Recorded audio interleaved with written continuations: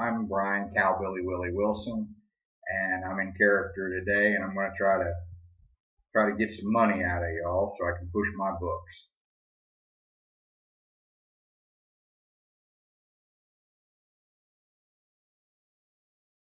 Now, in the Sparky series, Sparky's a little 4-month-old colt who lives in rural Thailand.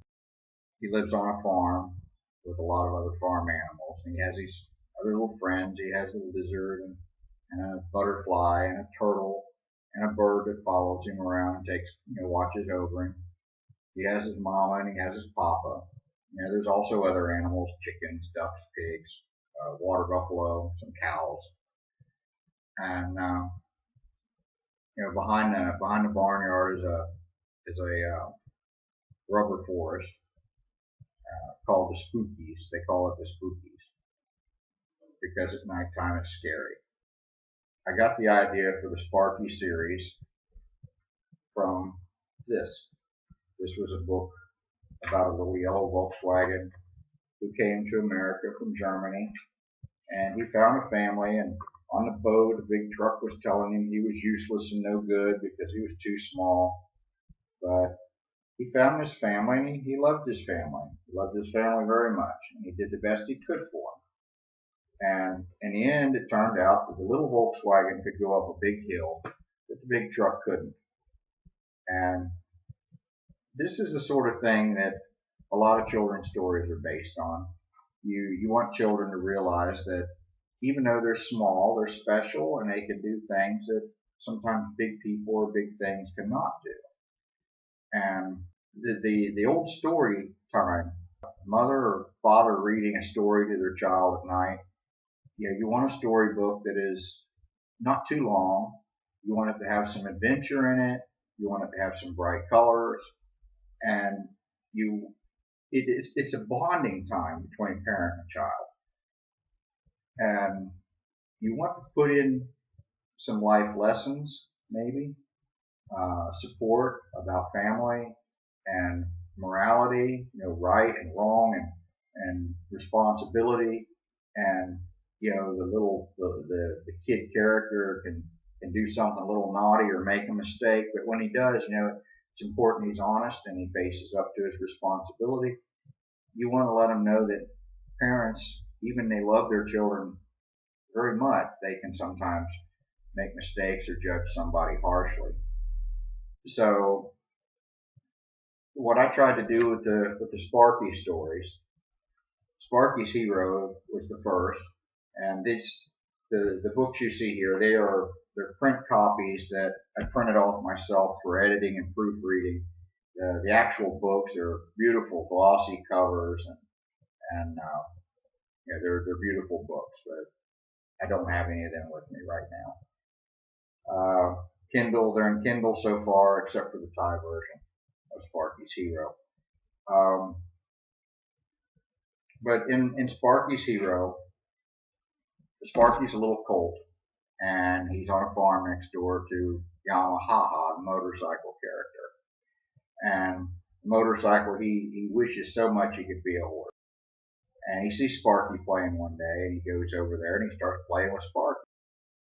Well, Sparky's parents disapprove. They do something ornery. Yama jumps a fence in there and he disturbs all the barnyard animals. And so Sparky's mother and father's upset, and they tell him, you can't stay with him. He's different. So this touches on prejudice. And what happens is Sparky gets upset and he runs away from home, and he gets lost in the woods, and he's terrified of everything in there because like little kids, they're afraid of the dark. You turn the light, you have a coat hanging up, and you turn the light off, and it turns into a monster. And you turn the light back on, and it's a coat again. But as a parent of 4 children, any parent knows that you make a lot of trips into the bedroom just to reassure the child there's no monsters in there, or you're leaving the light on, or things like that. I wanted to tackle being afraid of the dark. The message is, of course, what you see in the light is the same thing as there in the dark. And, the thing is, if a child gets panicked in the dark, if the electric goes off and he takes off running, he's running from an imaginary danger, but he could run into something. He or she could run into something, or they could fall down some steps. Heaven forbid. They need to realize that there's nothing in the dark that isn't there in the light. And if you panic and you run away from an imagined danger, you could put yourself in real danger. This is an important lesson. And Sparky learns this lesson because when he runs away, he ends up in the woods and he's running from what he thinks is this monster in the woods, and he ends up being surrounded by wolves. Well, there's where his loyal friend Yama comes in. Yama comes to rescue him and scares off the wolves and brings him back home. And Sparky gets grounded, but the punishment ends and the story ends with the parents have accepted Yama because Yama was the only one that could have saved Sparky. And Sparky learned to not be afraid of the dark. Now, what I would like to do with this book, it needs to be advertised. All of my books need to be advertised, and it really surprised me that as easy as it is for me to sit and write the stories, it doesn't matter how good they are, nobody sees them. And I've got some ideas for marketing, and one of the ideas would be to include a little plastic Yama with an LED light, and it could be the size of a key ring, and this could be packaged with the book. But it takes a lot of money to get something like that done. Even though the actual run is cheap, you have to put up a lot of money in the beginning. So, I would need money for that. I would need money for advertising. And this is true about all the books. Any help I could get on that would be greatly appreciated. Now, next we move on to the second Sparky.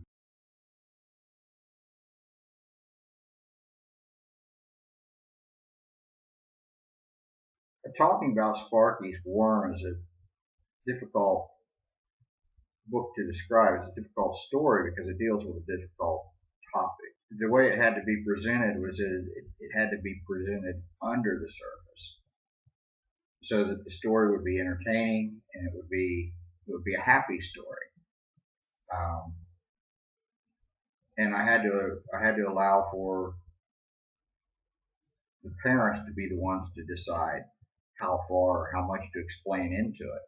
So when you've got this really, really heavy main topic, but you have to conceal it, the rest of the story has to be even more entertaining so that the story doesn't seem empty for a child who doesn't understand the underlying topic. As hard as it is for me to explain it, I think I did a pretty good job of putting it all together. My reviewers say so, and my Sparky fans say so. Some of which don't understand the story, but they understand the parts that they're meant to understand for the time being.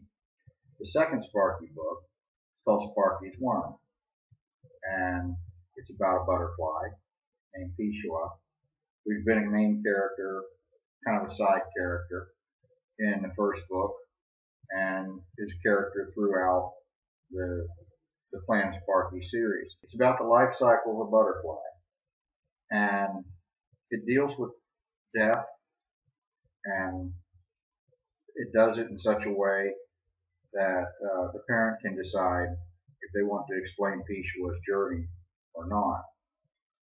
And it's a good, entertaining story. It has discovery in it, about what happens is Sparky's playing with a light at night. He's playing in the field, and the light goes out, and he bumps into a tree, and a worm falls out. They try to put the worm back up in the tree, and they can't do it. So they decide to take the worm home and take care of it.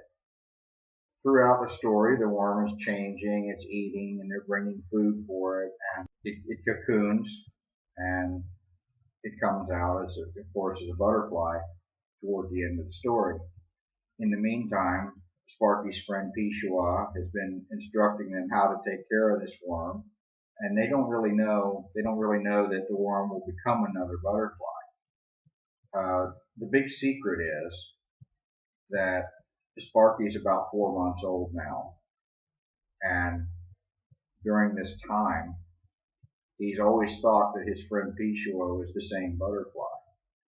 But in reality, what has happened is this is the 6th generation butterfly that's been his friend and watches over him while he's playing. And he never knew that. And about the story, it's really up to the parent how much they want to explain about it. Pishua has to go to a journey, and everybody knows that she makes this journey every few weeks. What they don't know is that Pishua makes the journey, she doesn't come back, but she never really leaves because she's there in her children. It just so happens that during this cycle, the one selected to watch over Sparky happened to be selected by Sparky by accident. It's a complicated issue, but the way I've told the story is it's up to the parent how much they want to reveal. If they want to reveal the real meaning of the trip, the big journey, it's up to them. This is a story that could be a favorite child's story for a long time without them really understanding the meaning of this. But should something happen in life, or should you find yourself, as I have too frequently, I've had relatives that had cancer and they've passed on. And it's difficult to explain these things to children. But you have time, this story can make it easier for them, because it shows that when somebody dies, this is not a religious thing. It shows that when somebody dies, it's part of the cycle, and they're only leaving the physical part of themselves behind, and they're going in to the next phase, the phase that we don't understand in this world. But the other message is that through our children, part of us stays behind, and we live forever in this realm as long as we have descendants and offspring. This can take a big bite out of it.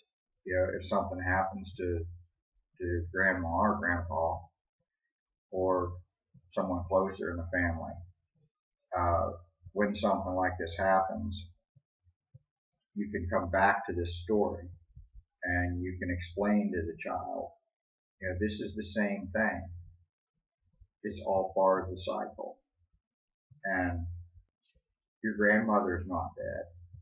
She lives on inside you. You carry a part of her everywhere you go. What I've tried to do with the Sparky Stories is each one will try to tackle a difficult issue about growing up. And I'm hoping, they're about 56 pages, I think, and they're big, beautiful, illustrated pictures. And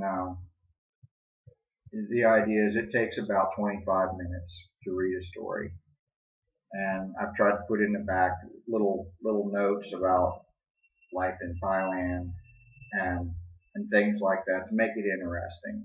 The parent can jump out of the story for a minute and say, there really is a land of smiles. It's called Thailand. It's on the other side of the world.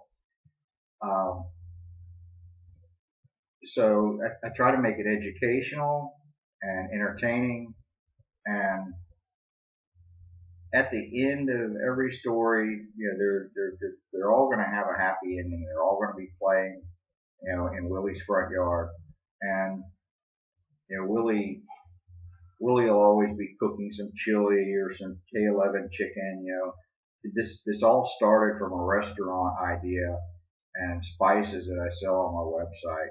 So, I'm going to throw in a little tiny thing there at the end of it. Maybe just a sentence, but the idea is to be true to its origins. Honestly, I think I'm probably going to get more interest in the books than I will the spices. Every time I think of a problem that children have growing up, um, I'll be writing another Sparky book. So, and children have a lot of problems. So I plan on probably writing them until I take my journey beyond the spookies. Buy my book! Buy my book! Buy my book!